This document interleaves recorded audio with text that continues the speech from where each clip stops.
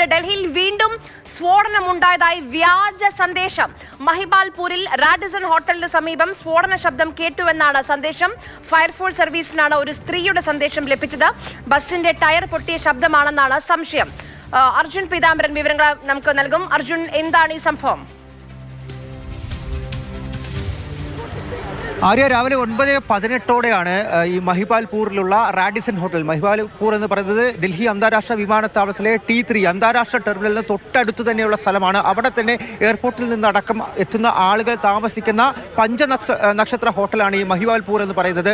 അതിനടുത്താണ് ഒരു സ്ഫോടന ശബ്ദം കേട്ടു എന്നുള്ള തരത്തിൽ ഒരു യുവതി ഫയർ സർവീസിനെ വിളിച്ച് സന്ദേശം നൽകിയത്. സ്ഫോടന ശബ്ദം കേട്ടു എന്നായിരുന്നു സന്ദേശം ഉണ്ടായിരുന്നത്. അതിന് പിന്നാലെ ഡൽഹി പോലീസ് പെട്ടെന്ന് തന്നെ അവിടേക്ക് എത്തുകയായിരുന്നു. കാരണം ഈ സംഭവങ്ങൾ ഈ ഡൽഹിയിലെ സ്ഫോടനത്തിന്റെ പശ്ചാത്തലത്തിൽ വലിയ രീതിയിൽ ഇപ്പോൾ നിരീക്ഷണം നടന്നുകൊണ്ടിരിക്കുകയാണ്. അതുകൊണ്ട് നിമിഷങ്ങൾക്കകമാണ് ആ സ്ഥലത്തേക്ക് ഡൽഹി പോലീസ് എത്തിയത്. പരിശോധനയിൽ അവിടെ സംശയാസ്പദമായി ഒന്നും തന്നെ കണ്ടെത്തിയിട്ടില്ല. ഇതൊരു ഫോൾസ് അലാറം ആയിരുന്നു, ഒരു തെറ്റായിട്ടുള്ള സന്ദേശം എന്നുള്ള കാര്യമായിരുന്നു നിലവിൽ മനസ്സിലാക്കാൻ സാധിക്കുന്നത്. ഒപ്പം തന്നെ ഇത് ബസിന്റെ ടയർ പൊട്ടിത്തെറിച്ചതാണ് എന്നുള്ള കാര്യം കൂടി ഇപ്പോൾ സ്ഥിരീകരിച്ചിരിക്കുന്നു. ഇത് ശബ്ദം കേട്ടു ആ യുവതി അത് വിളിച്ചു പറഞ്ഞു. പക്ഷേ അവർ തെറ്റിദ്ധരിക്കപ്പെട്ടതാണ്, ഇതൊരു ബോംബിന്റെ ഒരു സ്ഫോടനത്തിന്റെ ശബ്ദമാണ് എന്നുള്ള കാര്യം, അതായത് ഒരു ഫോൾസ് അലാറം ആണ് എന്നുള്ള കാര്യം ഇതിനോടകം ഡൽഹി പോലീസ് സ്ഥിരീകരിച്ചു കഴിഞ്ഞിരിക്കുന്നു. ആ ശബ്ദം കേട്ടത് ഒരു ബസിന്റെ സമീപത്ത് തന്നെ ഉണ്ടായിരുന്ന ഓടിക്കൊണ്ടിരുന്ന ബസിന്റെ ടയർ പൊട്ടിത്തെറിച്ചതാണ്.